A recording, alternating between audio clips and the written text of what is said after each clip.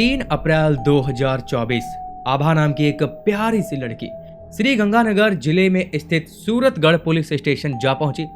वहां पहुंचकर उसने बताना शुरू किया कि साहब, मेरे साथ और मेरी भाभी के साथ 3 लड़कों ने मिलकर के जबरदस्ती गंदा काम किया है। पुलिस ये बात सुनकर कुछ ज्यादा सीरियस नहीं होती, बल्कि उल्टा पुलिस वाले तो ये कहते हैं कि पहले कहां थे तुम, इतना समय बाद क्यों आई हो, तुम्हें पहले आना चाहिए था। फिर उस लड़की ने हिचकिचाते हुए बताया, साहब, उन लड़कों ने हमारी उस स्थिति में वीडियो बना ली थी, जिसके चलते वो हमें धमकी देते और मजबूरी में आके हमें खुद से बार बार उनका शिकार होना पड़ा। अब ऐसा नहीं है कि पुलिस वाले उसकी इस तरह की बातें सुन करके सहानुभूति जताती है, एफआईआर दर्ज करके कार्रवाई शुरू करती है। ना ना ना ना ना ना, क्योंकि इतना आसान थोड़ी ना है भाई यहाँ पे न्याय मिल पाना, बल्कि ये तो अभी खेल की शुरुआत थी। खैर, जब वो थाने से लौट करके अपने घर आती है तो वो स्थानीय कुछ मीडिया वालों को कॉल करके बुलाती है और उनके सामने अपनी और अपनी भाभी की एक ऐसी आपबीती सुनाती है जिसकी कल्पना मात्र ही आप सभी को अंदर से रुला देगी, क्योंकि ये उसका आखिरी वीडियो था। और ठीक अगले ही दिन उसके कमरे में वो पंखे से झूलती हुई नजर आई। लेकिन उससे भी पहले उसकी भाभी ने खुद को आग के हवाले कर अपनी जीवन लीला समाप्त कर ली थी। यकीन मानो, इसके पीछे की पूरी कहानी सुनने के बाद आपके अंदर उनके प्रति दर्द महसूस तो होगा ही, लेकिन उसी के साथ खाकी वर्दी में बैठे उन हैवानों के बारे में जानकर आपका गुस्सा आसमान छू रहा होगा। और अब ज्यादा बातें ना करते हुए सीधा कहानी को शुरू से शुरू करते हैं, क्योंकि आप देख रहे हैं देश दुनिया की डार्क रियलिटी। इस कहानी में खास 2 किरदार होते हैं, स्वाति जो कि भाभी का रोल निभाती है और वहीं दूसरी ओर स्वाति की ननद आभा। अब इन दोनों कैरेक्टर को अपने दिमाग में सही से फिट कर लो, क्योंकि यहाँ पर आपको मैं आज कुछ भी विजुअल्स नहीं दिखाने वाला, बल्कि मैं खुद उनकी आवाज बनकर आपके दिमाग में कल्पना के रूप में सारी वीडियो एडिट करने वाला हूँ। तो आप चाहो तो अपनी आंखें बंद करके भी वीडियो को देख सकते हैं। खैर, यह कहानी राजस्थान के एक छोटे से गांव सावलसर से शुरू होती है, जो कि श्री गंगानगर जिले के सूरतगढ़ इलाके में आता है। यहाँ एक संयुक्त परिवार रहता था। घर में स्वाति, उसका पति, सास ससुर और 2 छोटे बच्चे थे। साथ में ही घर में उसकी ननद आभा भी रहा करती थी, जिसकी उम्र 18 साल यानी कि 18 से 20 साल के बीच थी। वह भी पढ़ाई कर रही थी और अपने भविष्य को लेकर के सपने देख रही थी। स्वाति की जिंदगी एक आदर्श बहू और माँ की तरह थी। वह घर के कामों में अपनी सास का हाथ बटाती और साथ में ही पढ़ाई के लिए समय भी निकालती, क्योंकि उसका परिवार, पति, सास ससुर और उसके दोनों छोटे बच्चे पढ़ाई में उसका साथ दिया करते थे, क्योंकि वो वहाँ के ही एक इंटर कॉलेज में पढ़ने के लिए जाया करती थी।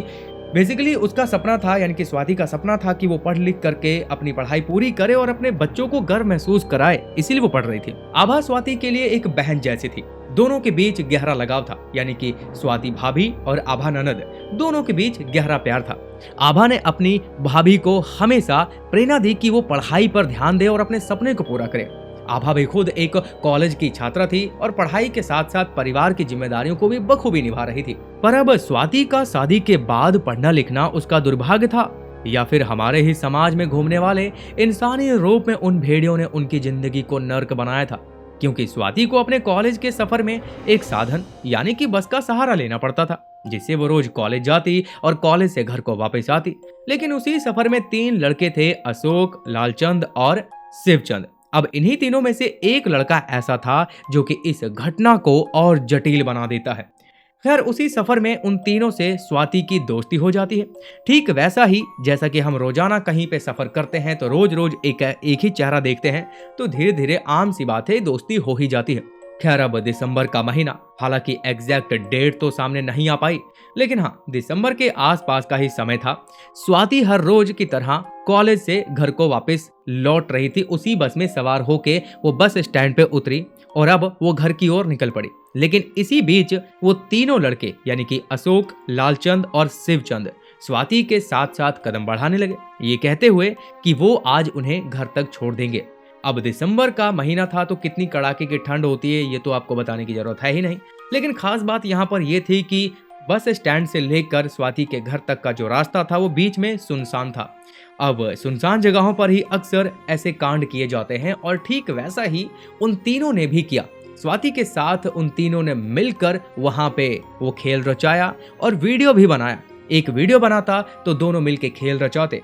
बारी बारी से ये खेल करते गए और जब उनका मन भर गया तब उसे बिठा के वो वीडियो दिखाई और उसे अच्छे से समझाया कि अगर ये बात कहीं बाहर लीक हुई तो तुम्हारा खेल खत्म समझो। यानी कि वो वीडियो तुम्हारे घर, गांव, यहाँ तक कि पूरे कॉलेज में हर जगह वायरल कर दिया जाएगा। तो अब जरा सोच कर देखो कि उस बेचारी स्वाति के मन के अंदर अंतर मन में क्या बीती होगी, क्योंकि वो सिर्फ एक लड़की नहीं रही थी बल्कि एक घर की लक्ष्मी यानी कि बहू थी। शादीशुदा जीवन था और 2 बच्चे भी थे। तो ऐसे में वो क्या करती? वो सोच रही थी कि मैं घर में बताऊं कि ना बताऊं, लेकिन फिर वो ये सोच के रह जाती कि अगर मान लो मैंने बता भी दिया तो क्या होगा, अगर मुझे घर से निकाल दिया गया तो मैं कहीं की नहीं रहूंगी और कल को मेरे बच्चे क्या फील करेंगे? वो अजीब सा अनकंफर्टेबल महसूस करेंगे। उसकी जो इस तरह के थॉट से उसे अंदर अंदर खाने लगे। मन में एक अजीब सा भास बन गया और इसी कल्पनाओं में आकर के उसने इसे दुर्भाग्य माना और चुप रहे। लेकिन आपको क्या लगता है ये कहानी यहीं पर खत्म हो जाती है? ये भाई शुरुआत थी उस सफर की जो स्वाति के साथ साथ उसकी ननद को भी इस दलदल के मुंह में खींच लाती है। अब जैसा कि उन तीनों हरामियों ने वो कारनामा किया था तो उसकी वीडियो भी बना ली थी, जो कि अब वो वीडियो एक रिमोट की तरह काम करने लगा था। वो लोग जब चाहते स्वाति को मिलने के लिए बुलाते और वहीं से दोबारा खेल रचाते। लेकिन इस कहानी में एक नया मोड़ तब आता है जब उन तीनों हरामियों ने अपना हरामीपना और बढ़ चढ़ के दिखाना शुरू कर दिया, जब उसकी नजर, गंदी नजर स्वाति की प्यारी सी ननद यानी कि उस आभा पर पड़ी। उन तीनों ने कहा स्वाति से कि अब तुम हमारी दोस्ती अपनी ननद आभा से करवाओ। अब ये बात सुनने के बाद स्वाति के तो होश उड़ गए, लेकिन उसने थोड़ी हिम्मत जुटा के कहा कि नहीं नहीं, ऐसा नहीं हो सकता, तुम्हें जो भी कुछ करना है वो मेरे साथ करो, मेरे घर की तरफ आंख उठा के देखने की कोई जरूरत नहीं है। लेकिन फिर वही बात कि वो रिमोट उन भेड़ियों के हाथ में लगा हुआ था, यानी कि वो वीडियो जब उसने मना करने की हिम्मत जुटाई तो सामने वाले ने वही वीडियो का सहारा लिया, जिसके चलते बेचारी स्वाति की जो थोड़ी बहुत हिम्मत जुटाई गई थी, उसके अंदर से साहस आया था, वो सब कुछ टूट के चूर हो जाता है। और फिर उसने वैसा ही किया जैसा उन लड़कों ने कहा था। स्वाति ने अब आभा को लगभग सब कुछ बता दिया था जो जो उसके साथ हुआ था, और उसने कहा कि अगर तुमने उनसे दोस्ती नहीं की तो ऐसा कुछ हो जाएगा। अब हमारे घर की इज्जत तुम्हारे हाथों में है। यहाँ पर आभा को नहीं पता था कि ये दोस्ती का हाथ सिर्फ दोस्ती तक सीमित नहीं रहने वाला, बल्कि उसे भी उसी दलदल में खींचने वाला है जहाँ पे खुद उसकी भाभी फंसी हुई थी। लेकिन फिर भी घर की इज्जत को बरकरार रखने के लिए आभा ने उनसे दोस्ती कर ली। समय बीतता गया और फिर वही हुआ जिसका उन तीनों लड़कों को इंतजार था। और अब एक दिन स्वाति अपनी ननद आभा के साथ कॉलेज से घर को आ रही थी। तभी उसकी भाभी की आंखों के सामने उन्हीं झाड़ियों में उसकी ननद के साथ वही खेल रचाया गया और उसकी भाभी बेबस होके मुंह फेर के रोती खड़ी रही और वो अपने आप को कोसती रही कि सब कुछ मेरी वजह से हो रहा है। ना मैं आभा की इन हरामियों से दोस्ती करवाती और ना ऐसा कुछ होता। अभी तक तो सिर्फ घर का एक ही सदस्य इस दलदल में फंसा हुआ था, लेकिन अब 2 लोग फंस चुके थे। लेकिन ये खेल यहीं पर खत्म नहीं होता है गाइज, क्योंकि ये तो सिर्फ हमारे समाज में मुखौटे लगाए उन दरिंदों की कहानी थी। अभी तो यहाँ पे खाकी वर्दी में बैठे उन शैतानों का खेल शुरू होना बाकी था। बेचारी स्वाति अब तक टूट चुकी थी। उसे कुछ समझ नहीं आ रहा था कि मैं अब क्या करूं, मैंने ये क्या कर दिया, क्योंकि आभा के साथ हुए उस कांड को लेकर भी वो खुद को ही जिम्मेदार मान रही थी।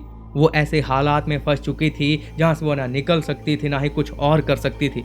इसीलिए अब वो एक ऐसा फैसला करती है जिसने कहानी को एक और नया मोड़ दे दिया।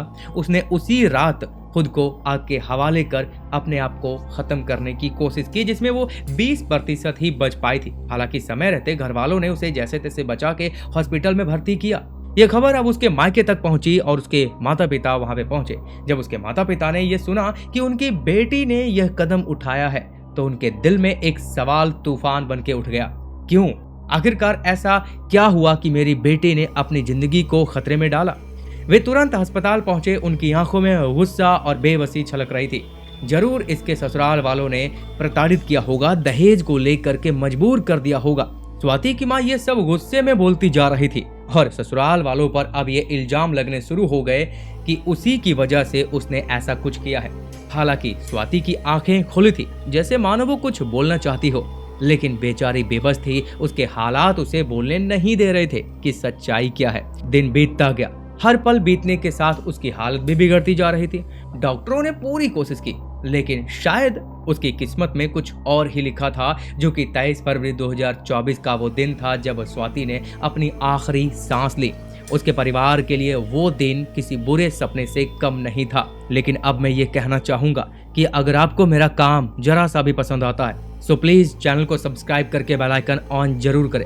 बाकी अगर आप उन लड़कियों को फॉलो करना चाहते हैं जो नंगा नाच करते हैं, ऐसे ठरकियों को फॉलो करना चाहते हैं जो लड़कियों पर गलत कमेंट करके लाखों फॉलोवर गेन करते हैं, तो आपकी मर्जी है। लेकिन हम इन कहानियों के माध्यम से लोगों की आवाज आप तक पहुंचाते हैं और आपको सतर्क करते हैं। फिर भी आपको हमारा साथ नहीं देना तो वो आपकी मर्जी है। खैर, अब आभा ने अगले ही दिन इस जंग को शुरू करने का ऐलान कर दिया था कि वो पुलिस स्टेशन जाएगी और अब इसके ऊपर एक्शन लेगी। इसीलिए वो अगले ही दिन वहां पुलिस स्टेशन जाती है और पुलिस वालों के सामने वो सारी कहानी बताती है। लेकिन यहाँ पर एक खास बात ये थी कि जब वो उन तीनों का नाम बताती है, जिसमें कि अशोक चंद, लाल चंद और शिवचंद थे, और जैसे ही उसने फिर शिवचंद का नाम लिया तो पुलिस वालों के रंग बदल गए। उन्होंने उसे रोकते हुए कहा, रुको रुको, ये शिवचंद, इसका नाम तुम क्यों ले रही हो? तुम अशोक और लालचंद का नाम लो, हम तुम्हारी रिपोर्ट जरूर लिखेंगे। लेकिन शिवचंद का नाम लेने से कोई फायदा नहीं होगा, क्योंकि शिवचंद राजस्थान सरकार के एक कैबिनेट मंत्री का रिश्तेदार था। जी हाँ, अब ये बात सुनने के बाद, यानी कि रिपोर्ट ना लिखने की बात सुनकर आभा हैरान हुई। फिर गुस्से से उसने कहा, क्यों? अगर तीनों ने अपराध किया है तो तीनों का नाम क्यों नहीं लिखा जाएगा? क्या तुम्हारे लिए सिर्फ 2 लोगों के ऊपर ही कानून लागू होती है? उनके लिए कानून है और तीसरे के लिए कानून नहीं। लेकिन पुलिस वाले इस बात पे चुप रहे और अब तक वो अपनी चाल शुरू कर चुके थे। फिर एक पुलिस कर्मी ने उसे चुपचाप एक अलग कमरे में बुलाया और वहां पे बुला करके वो सभी छोटे छोटे सवाल, मतलब अभद्र सवाल करने शुरू कर दिए थे। कब हुआ, कहाँ हुआ, कैसे हुआ, क्या क्या किया, यानी कि इस तरह के सवाल जवाब करके उसके दर्द को और बढ़ाया जा रहा था। ये कोई पूछताछ नहीं, बल्कि उसकी हिम्मत को तोड़ने की कोशिश की जा रही थी। लेकिन आभा चुपचाप ये सब सहती रहे। पूछताछ की आड़ में उन पुलिस वालों ने फिर से उसके कपड़े उतारे, जिसके बाद पुलिस ने कहा कि उसकी मेडिकल जांच करवाई जाएगी ताकि पता तो चले कि इसके साथ कुछ हुआ भी है या फिर नहीं, या फिर ये ऐसे ही आरोप लगा रही है। फिर उसे श्रीगंगानगर सरकारी अस्पताल भेजा जाता है।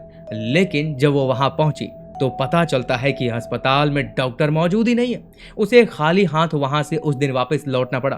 अगली सुबह उसे फिर से अस्पताल भेजा जाता है, लेकिन इस बार देरी से भेजा गया और डॉक्टर ने उसके साथ फिर वहां पे वैसा व्यवहार किया मानो वो कोई मरीज नहीं बल्कि वो खुद अपराधी है। आभा के लिए ये सब कुछ मानो दूसरी दुनिया में होने जैसा था कि वो दूसरी दुनिया में फंस चुकी है। लेकिन उसने हार नहीं मानी। पर पुलिस वालों ने यहाँ तक भी आभा से कह दिया था कि अगर तुमने अपने कदम पीछे नहीं हटाए तो तुम्हारी भाभी के नाम पर दहेज का मुकदमा लगाकर पूरे परिवार को अंदर कर देंगे। लेकिन शायद पुलिस वालों को यह नहीं पता था कि उसकी भाभी ने जाते जाते आखिरी वक्त पूरे पंचायत के सामने सारी सच्चाई बता दी थी कि उसने वो कदम क्यों उठाया था। लेकिन फिर भी कोई रास्ता अब नहीं बचा था। आभा थक चुकी थी पुलिस के चक्कर काट के, उसके प्रताड़ना सहते सहते वो बहुत ज्यादा परेशान हो चुकी थी, डिप्रेशन में जा चुकी थी। लेकिन फिर उसने आखिरी फैसला लिया। उसने सोचा कि शायद ये रास्ता उसके लिए कुछ फलदायक हो सकता है। फिर उसने घर आकर के मीडिया वालों को कॉल करके बुलाया, जो कि अप्रैल 2024 की सुबह सुबह उसने स्थानीय 4 मीडिया वालों को फोन करके बुलाया कि मुझे आपसे कुछ कहना है और मेरी बातों को पूरी दुनिया तक पहुंचाइए। दोपहर तक 4 पत्रकार उसके घर तक पहुंचे। आभा ने उसके सामने पूरी कहानी, सच्चाई बयान की। उसकी आवाज में गुस्सा था, लेकिन दर्द उससे कहीं ज्यादा था। और यहीं पर उसने शुरू से लेकर अंत तक वो सारी कहानी बताई, जो कि मैंने आपको अपने शब्दों में बताई है। बाकी अगर आप उनकी जुबानी खुद से उनकी कहानी को सुनना चाहते हैं, यानी कि जो भी वो थोड़ा बहुत बता रही है वहां पे, तो आप मेरे टेलीग्राम पे विजिट कर सकते हैं, जो कि इस वीडियो को डलने के बाद कुछ घंटे या फिर अगले दिन में वो वीडियो अपडेट कर दूंगा। तो लिंक डिस्क्रिप्शन में है, पिन कमेंट में है, चैनल के अबाउट में है, हर जगह आपको वो लिंक मिल जाएगा, जाकर टेलीग्राम आप ज्वाइन कर सकते हैं। खैर, इस बयान के बाद ही आभा ने अपना अंतिम फैसला कर लिया था और वह दुनिया छोड़कर चली गई, क्योंकि शायद उसे पता था कि जीते जी उसे और उसकी भाभी को न्याय नहीं मिल पाएगा और हो सकता है कि मेरे चले जाने के बाद उन तीनों को सजा मिल जाए। तो ठीक वैसा ही हुआ। उसके फैसले के बाद, उसके चले जाने के बाद 16 से 17 घंटे के अंदर ही उन तीनों को गिरफ्तार कर लिया गया और कार्रवाई हुई। लेकिन गाइस, दुख की बात तो यह है कि मुझे किसी भी आर्टिकल में किसी भी तरह से कोई फाइनल जजमेंट देखने को नहीं मिला कि उनको क्या सजा मिली। सो इसका मतलब यह है कि कोर्ट में अभी ये मामला चल ही रहा होगा। मतलब लाखों लाखों केस है यार जो कोर्ट में पेंडिंग रह जाते हैं और कोई आखिरी फैसला आ ही नहीं पाता। लेकिन फिर भी मैं आपसे पूछना चाहूंगा कि अगर आपको, यानी कि आपके हवाले ऐसे लोगों को, इन तीनों को छोड़ दिया जाए तो आप उनके साथ क्या करेंगे? आप कैसी सजा ऐसे लोगों को देना चाहेंगे? मुझे पता है कि आपके अंदर गुस्सा भर के आ रहा होगा, तो उस गुस्से को उस कमेंट के माध्यम से कमेंट बॉक्स में निकालो यार। मैं भी देखना चाहता हूं कि आपके अंदर क्या गुस्सा है, आप क्या एक्शन लोगे ऐसे लोगों के प्रति। प्लीज कमेंट करके बताएं। बाकी अगर आप चाहो तो मुझे इंस्टाग्राम पे फॉलो कर सकते हो और चैनल को सब्सक्राइब करके बेल आइकन ऑन कर सकते हो, जहां पर मैं अब इसी तरीके से आपको क्राइम की स्टोरीज लाके सुनाता रहूंगा। तो फिर मिलते हैं किसी अगली वीडियो में, तब तक के लिए बने रहे हमारे साथ। जय हिंद।